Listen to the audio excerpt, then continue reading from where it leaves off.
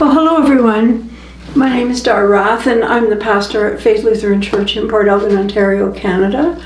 And each week I bring you a story that takes about 5 minutes to watch. And this week the story is in a book called Kindness Matters by Amy Newmark. And the story is actually written by, hang on a second, a person by the name of Janet L. Written by Jennifer Kennedy, and it's called Sundays at 7. It's a wonderful story. Karen's chilling words echoed through the phone as I choked back tears and tried to hide my fear and disbelief. I struggled to find the right thing to say. For the first time, I was speechless in a conversation with my best friend. When we moved to different states after college graduation, our constant phone conversations became a lifeline that sustained our connection. We reminisced about spring break trips, sorority traditions, and fraternity formals.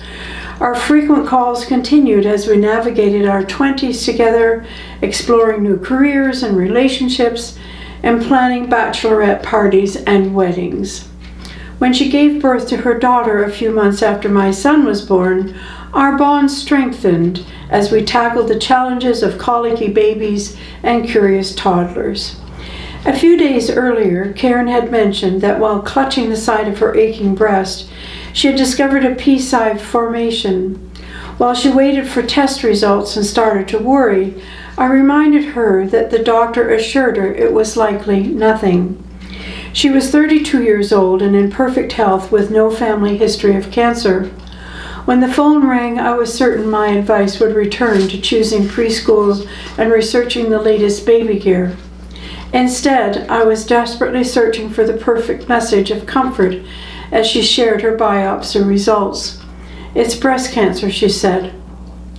When no words seemed sufficient, I channeled my anger at the unfairness of it all into a photo album filled with positive quotes, funny memories, and uplifting poems. I lived 4 states away, and if I couldn't be there beside my best friend at her stressful doctor appointments, this was the next best thing I could think of. A cancer diagnosis at any age is awful, but to face this so young and while pregnant seemed exceptionally cruel. As I rushed to the post office to express mail my token of support, it felt inadequate. Over the next year, any gesture of encouragement seemed too small or too invasive.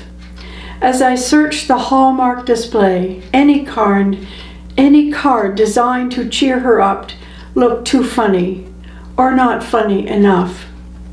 As Karen met with oncologists and underwent a mastectomy during her pregnancy, I constantly looked for the right way to offer support in her greatest time of need.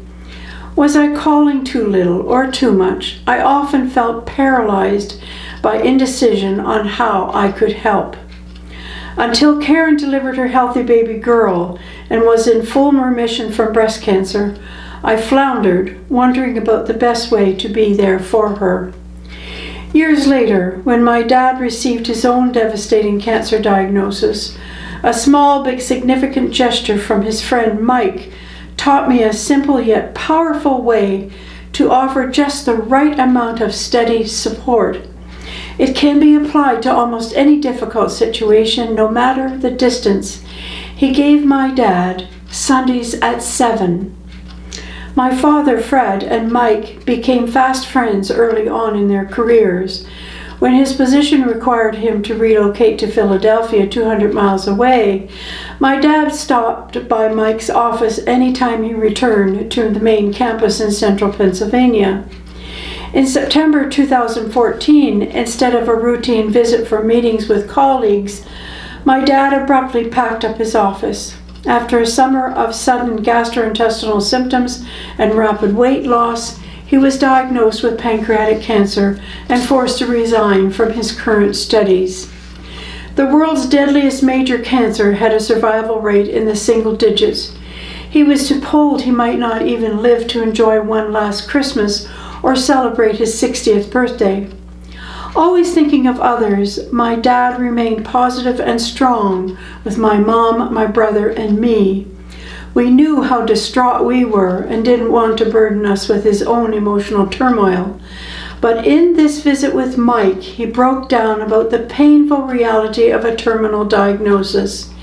He shared his fears about preparing his family for his death and his deep sadness about not being able to watch the 4 young grandchildren he adored grow up. Mike listened, and at the end of their tearful visit said, "Fred, can I call you this Sunday at 7? My dad thanked him for the therapeutic talk, but assured him he didn't need to go to any trouble. Well, Mike called that Sunday, unsure whether my dad would answer. At the end of another emotional conversation, he said again, "Fred, can I call you next Sunday at 7?